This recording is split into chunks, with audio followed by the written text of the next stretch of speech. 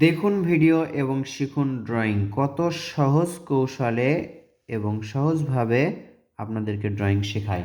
সোজা দাগ, এরপর এখান থেকে এভাবে একটি দাগ ত্রিভুজের মতো করে, এখান থেকে এভাবে একটি দাগ ত্রিভুজের মতো করে, এবার আবারও এই পাশ থেকে আরেকটি দাগ ত্রিভুজের মতো করি। এখানে দেখতে পাচ্ছেন অলরেডি নদীর পাড়ের মতো দেখা যাচ্ছে। এখান থেকে আমরা এইভাবে একটি দাগ তুলব, এখান থেকে এভাবে একটি দাগ তুলব এবং এখান থেকে আরও একটি দাগ তুললাম। তিনটি দাগ তোলার পর এখান থেকে দেখুন সোজা করে একটা দাগ দিলাম এবং এখানে ত্রিভুজের মতো করলাম। এখানে একটি ঘরের চালা আঁকা হলো, নিচের দিকে একটি দাগ আসবে, এই দাগটা আমরা মিশিয়ে দিব। মিশে দেওয়ার পর এদিকে একটু ভাঁজ করে দিব, আর এখান থেকে একটা সোজা দাগ দিয়ে এখানে একটি জানালা আঁকবো, ঘরের জানালা।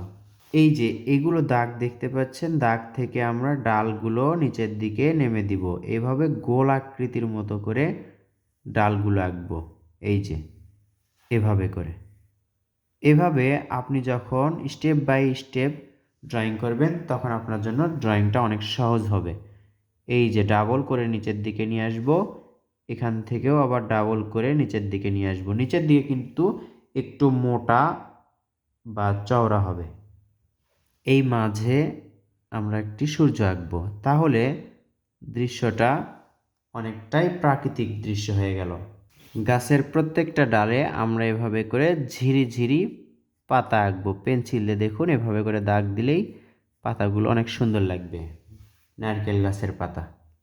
সূর্যের পাশে আমরা কি করব, এভাবে করে পেন্সিল দিয়ে শেড দিব। দেখুন এই যে এগুলো কালো করে দিলে সূর্যটা হাইলাইট হবে। এবার ডাব গাছের এক পাশে গাঢ় এবং অপর পাশে হালকা থাকবে। পেন্সিলটা এভাবে ধরলাম এবং শক্ত করে ধরে একটু ভাঁজ করলেই দেখুন এক পাশে গাঢ় এবং এক পাশে হালকা হয়ে গেল।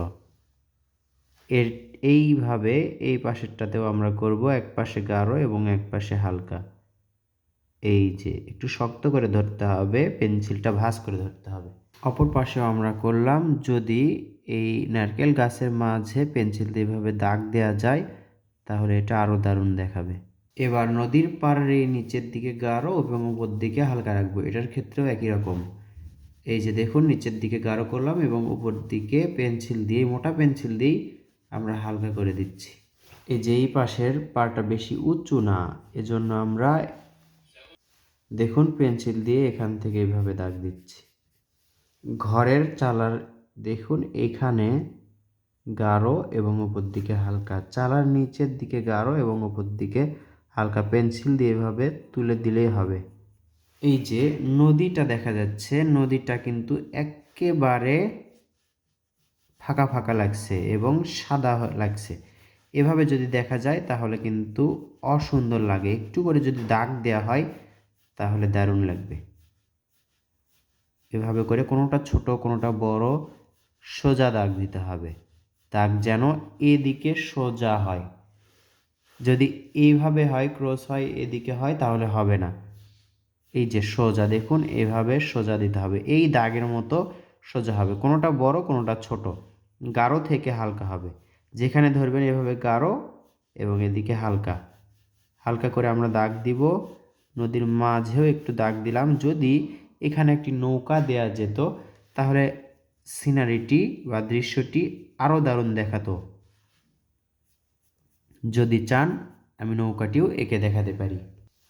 এই যে পেন্সিলটি নিলাম, এখানে একটি দাগ দিলাম, এভাবে এখানেও একটি দাগ দিলাম। এবার এটা কি করব, এটার সাথে মিলে দিব। মিলে দেওয়ার পর নিচে আমরা এভাবে একটু ঢেউ আঁকবো। ঢেউ আঁকার পর এখানে একটি দাগ দিব এবং উল্টা ইউয়ের মতো একটি শেপ করে এখানে নৌকার ছই আঁকবো। এই যে এটা ডাবল করব, এই পাশেরটাও ডাবল করব, এইভাবে ক্রস করে মিলে দিব। তাহলে মাঝের এই দাগটা আমরা একেবারে কালো করে দিব, তাহলে মনে হবে মাঝে ফাঁকা। হালকা করে দাগ নিচের দিকে নেমে দিব। দেখুন এখন নৌকাটি দেখতে সুন্দর লাগছে। নিচের এই অংশটি আমরা একেবারে কালো করে দিব, তাহলে নৌকাটি দারুণ লাগবে। পালতোলা নৌকা হলেও আরও সুন্দর দেখায়। এভাবে একটি দাগ দিয়ে রাখলাম, এটা হচ্ছে নৌকার বৈঠা। তাহলে মাঝি কোথায়? মাঝি এর মাঝে আছে। মানুষ আঁকতে নিলে দৃশ্যটা কঠিন হয়ে যাবে, এজন্য সহজ করে আঁকার চেষ্টা করবেন। ছবি আঁকাকে সহজ এবং সুন্দর করবেন। কঠিন করতে গিয়ে দেখা যাবে ছবি আঁকা অসুন্দর হয়ে যাচ্ছে। কেমন লাগলো সিম্পল এবং সহজ সুন্দর এই দৃশ্যটি আঁকা? কমেন্ট করে জানিয়ে দিন। ভালো লাগলে লাইক করুন, শেয়ার করুন অন্য বন্ধুদের মাঝেও।